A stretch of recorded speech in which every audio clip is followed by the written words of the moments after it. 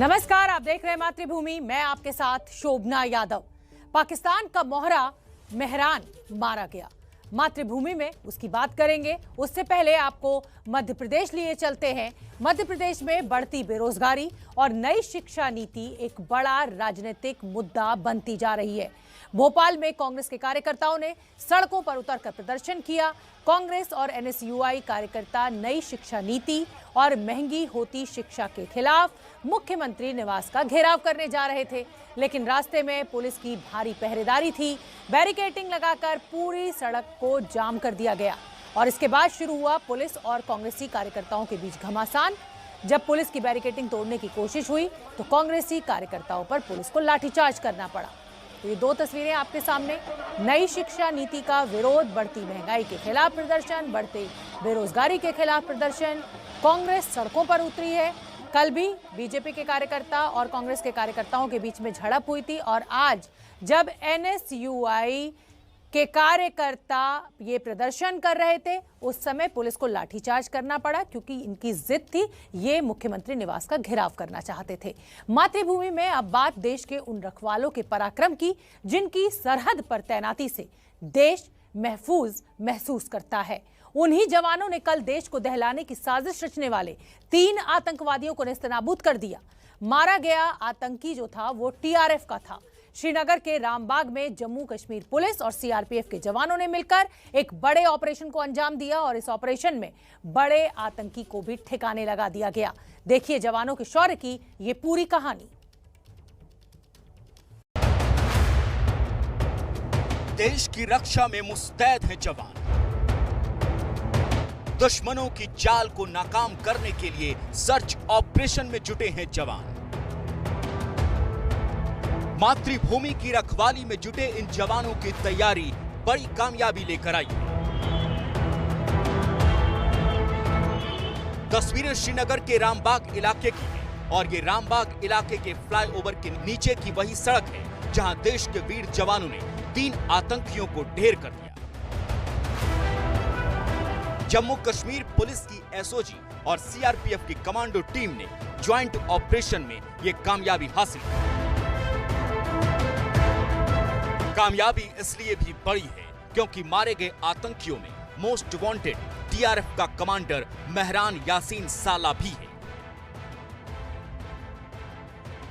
मई के महीने से जम्मू कश्मीर पुलिस को यासीन साला की तलाश थी। जून महीने में यासीन ने श्रीनगर में सुरक्षा बलों पर एक ग्रेनेड फेंका था, जिसमें एक नागरिक की मौत हो गई और 3 गंभीर रूप से घायल हो गए थे।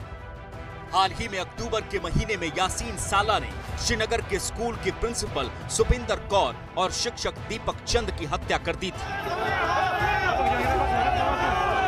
नागरिकों की हत्या के बाद लोगों का गुस्सा सड़कों पर दिखा था। अगस्त से अक्टूबर तक आतंकी यासीन साला ने 2 पुलिसकर्मियों और 11 नागरिकों को मारा।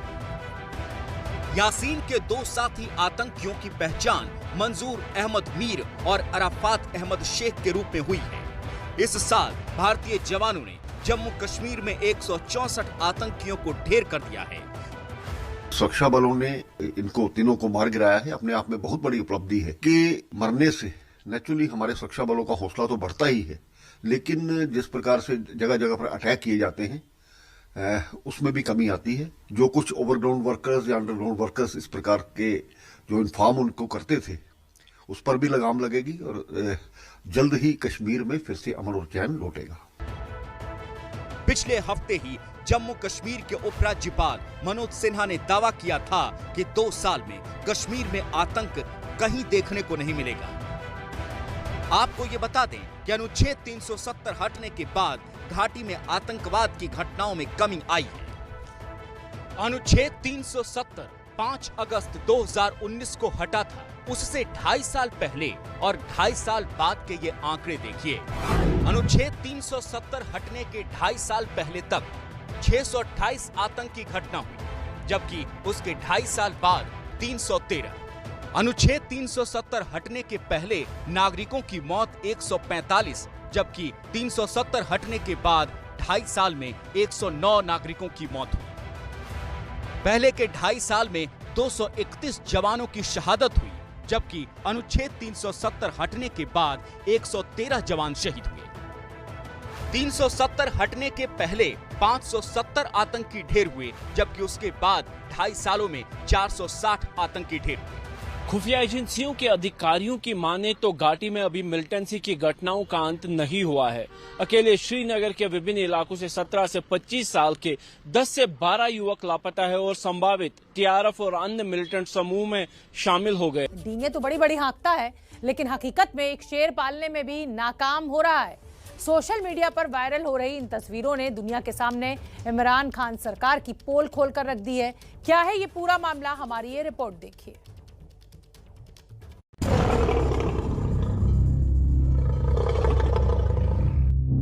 यूं तो ये जंगल का राजा शेर है, लेकिन कई दिनों से भूख के चलते रंग की तरह इसके शरीर पर कंकाल नजर आने लगे हैं।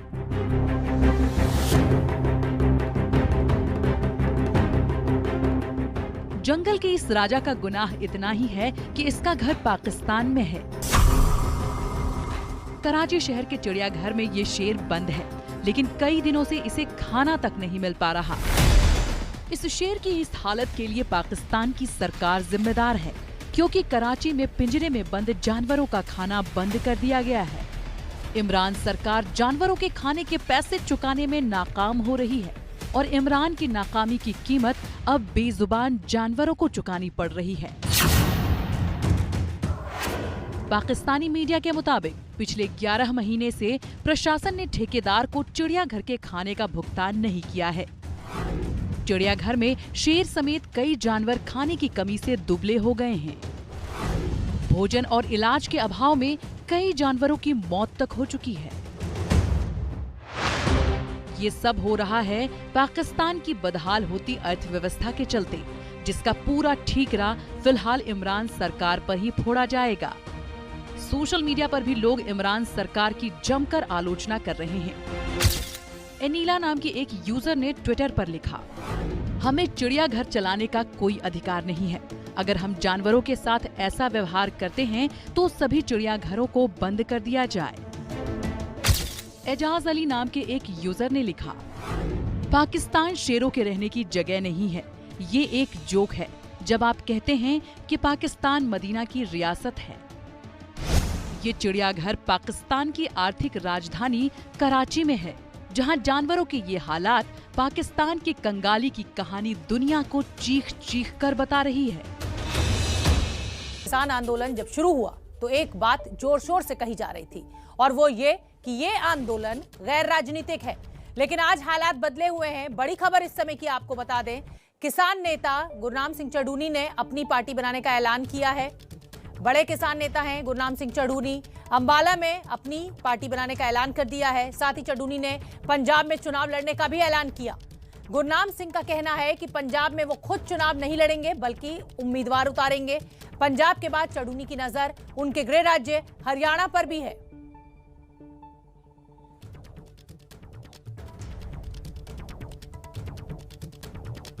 अपने दल से लड़ेंगे, अपना संगठन, अपना जो है वो पार्टी बनाएंगे, उस पार्टी से लड़ेंगे। अपने दल से लड़ेंगे, अपना संगठन, अपना जो है वो पार्टी बनाएंगे, उस पार्टी से लड़ेंगे।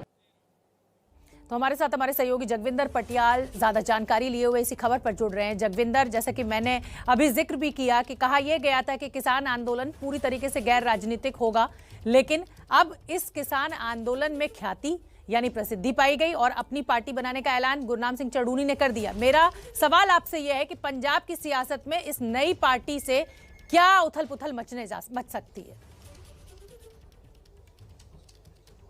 देखिए, कोई उथल पुथल नहीं मचेगी। चढ़ूनी साहब का ये पुराना शौक है। ये खुद भी पहले चुनाव लड़ चुके हैं, एक बार आम आदमी पार्टी से भी लड़ चुके हैं, इंडिपेंडेंट भी लड़ चुके हैं, और राजनीति इनके कण कण में बसी हुई है। और इसीलिए संयुक्त किसान मोर्चा के साथ इनका झगड़ा रहता है।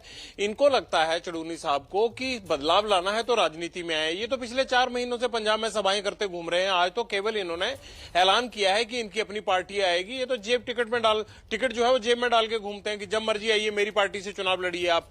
और इसीलिए रणधीर सिंह राजेवाल ने कहा था कि अब ये पंजाब जाएंगे अगर, जब आंदोलन खत्म होने की बातचीत या प्रधानमंत्री की अनाउंसमेंट शुरू नहीं हुई थी, इन्होंने कहा कि अगर अब चढ़ूनी वहां पर जाकर कोई सभा करना चाहेगा तो हम इसका भी विरोध करेंगे, क्योंकि ये पूरी तरह से राजनीतिक गतिविधियों को बढ़ावा दे रहे हैं। लेकिन चढ़ूनी का दावा ये है, उन्होंने मेरे साथ भी इंटरव्यू में ये बात कही थी कि जब तक हम एक विकल्प के तौर में नहीं आते हैं तब तक इन आंदोलनों से कुछ भी फायदा नहीं होने वाला है।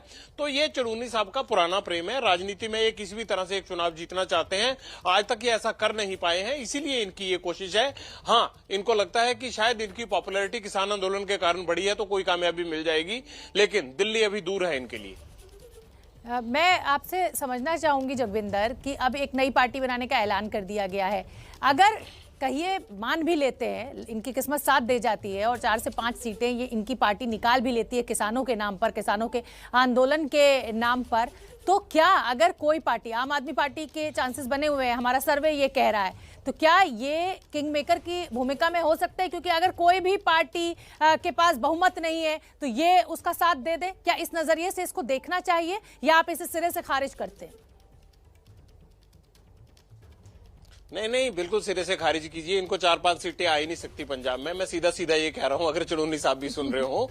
लेकिन एक और बड़ा खेल होने वाला है राजनीतिक तौर पर, उसमें जो है उसमें आम आदमी पार्टी की लॉटरी कुछ ना कुछ लग सकती है।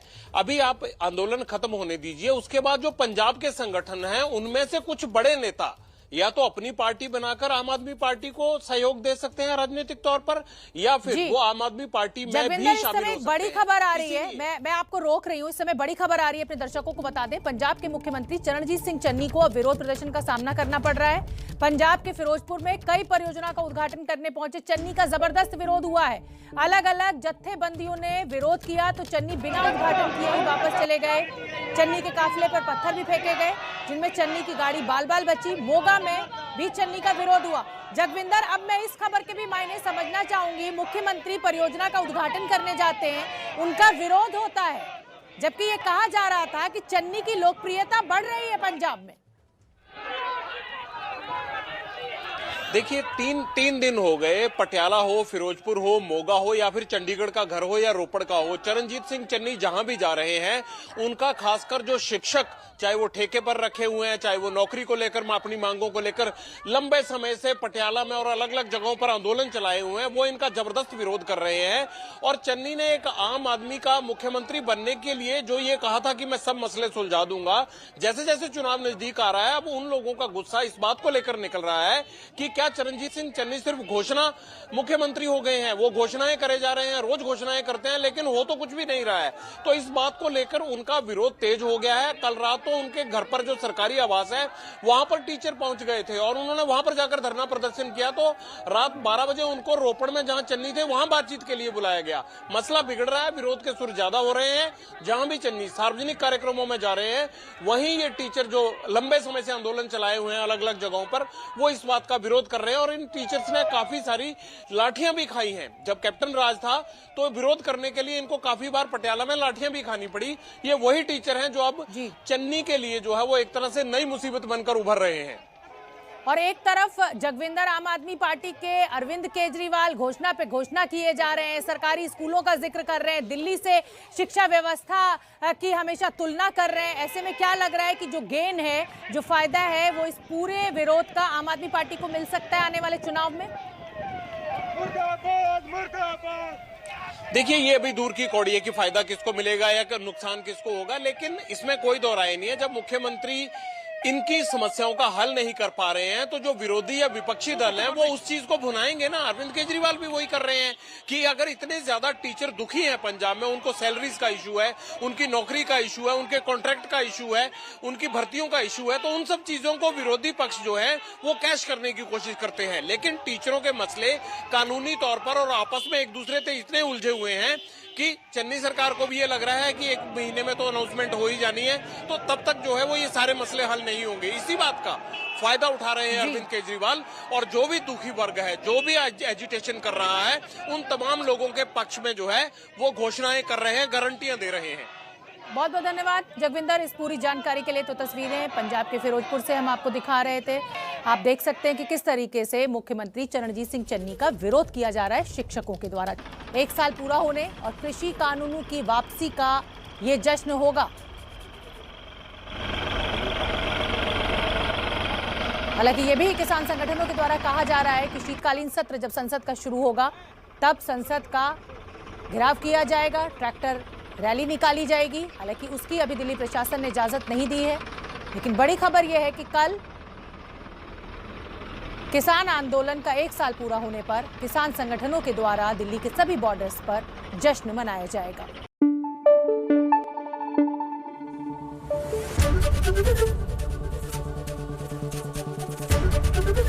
एबीपी न्यूज आपको रखे आगे।